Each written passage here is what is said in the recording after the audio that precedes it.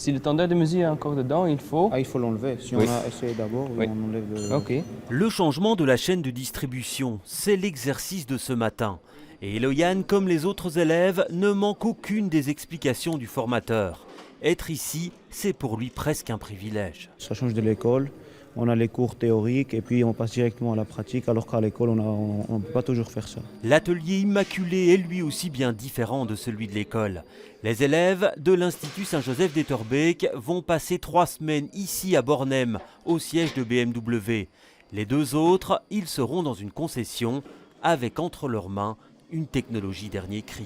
Nous avons beaucoup de matériel qui nous sont fournis, beaucoup plus de matériel qu'à l'école, parce qu'on n'a pas souvent les moyens de se payer autant de matériel qu'ici. En dispensant cette formation, BMW attend évidemment un retour sur investissement, une main-d'œuvre directement opérationnelle à la sortie de l'école. Il n'y a pas de promesse d'emploi, ce sont donc les concessionnaires qui recrutent eux-mêmes leurs techniciens, mais évidemment les concessionnaires sont toujours fort friands de trouver des techniciens déjà formés chez nous. Le métier de technicien automobile est un métier en pénurie, toujours chez nous aussi, oui.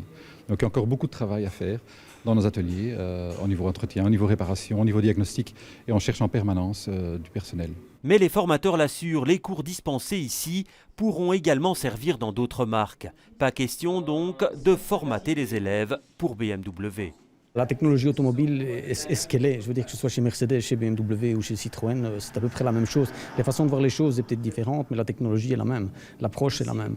Donc je crois que si en sortant d'un stage, d'une formation chez BMW, ils peuvent aussi bien aller travailler chez Mercedes.